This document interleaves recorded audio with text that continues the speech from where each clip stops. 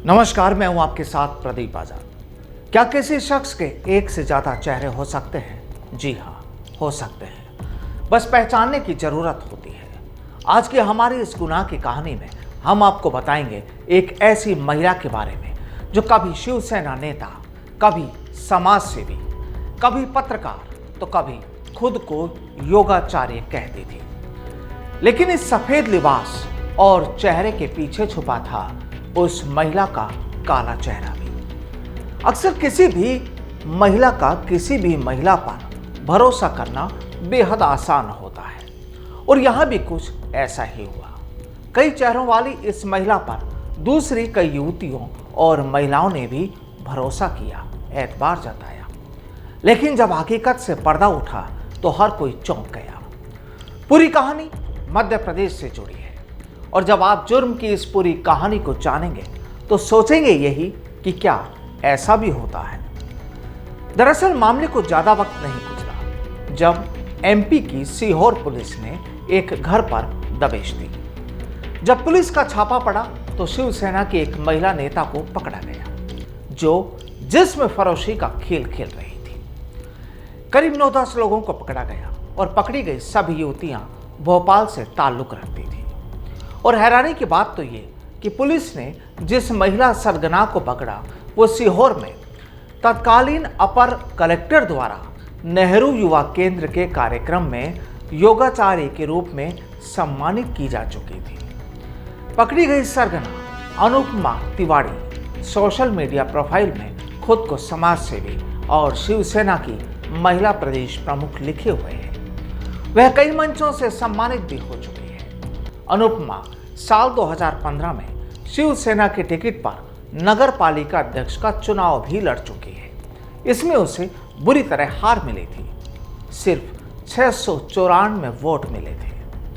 वो मध्य प्रदेश शिवसेना गोजन कल्याण संघ की प्रदेशाध्यक्ष भी रह चुकी है। शराबबंदी पर भी अभियान चलाती रहती है। सरगना साहित्य साधना मंच से भी जुड़ी है। खुद को पत्रकार भी बताती है। 8 नवंबर 2017 को एक कार्यक्रम में इस अनुपमा सरगना ने कहा था, आज प्रदेश में महिलाएं सुरक्षित नहीं हैं। छोटी बच्चियां वहशी दरिंदों का शिकार हो रही है। तो ये थी साफ चेहरे के पीछे छुपे काले चेहरे की तस्वीर। अब आपको बताते हैं कि महिला सरगना योगाचार्य अनुपमा तिवारी कैसे खेलती थी अपना काला धंधा। दरअसल सेक्स रैकेट में पकड़ी गई भोपाल की महिलाएं योगाचार्य अनुपमा तिवारी की चाल में काम पाने के लालच में फंस जाती थी। अनुपमा उनके घर जाकर उनसे समाज के कार्यों से जुड़ने की बात कहती थी। कभी खुद को पत्रकार, तो कभी शिवसेना का नेता से लेकर योगाचार्य, और कभी समाज सेवी खुद को बताती थी। जाहिर है, जब काम की चाहत होती है तो फिर कोई इंसान बेहद बहुत ज़्यादा नहीं सोचता, और यहाँ भी इन युवतियों के साथ कुछ ऐसा ही हुआ। दरअसल अनुपमा की पहचान को देखकर काम पाने की चाहत में महिलाएं उससे जुड़ती चली गईं, जुड़ जाती थी। बाद में वो किसी न किसी बहाने से उन्हें सीहोर बुलाती थी। यहाँ उनकी मजबूरी का फायदा उठाकर देह व्यापार के लिए मजबूर करती थी। क्या करें, महिलाओं के तैयार होते ही वह उसे सेक्स रैकेट के व्हाट्सएप ग्रुप में जोड़ लेती थी।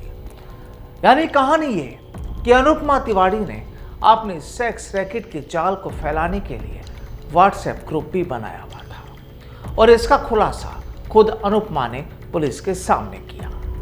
अब एक और हैरानी देखिए, और वो ये कि अनुपमा सिर्फ शादीशुदा महिलाओं को ही जाल में फंसाती थी। पुलिस सूत्रों के मुताबिक अनुपमा का मानना था कि मजबूरी और बदनामी के डर से ऐसी महिलाएं जल्दी राज नहीं खोलती हैं, और इसी कारण लंबे वक्त से वो देह व्यापार में लगी थी, लेकिन उसका राज नहीं खुल रहा था।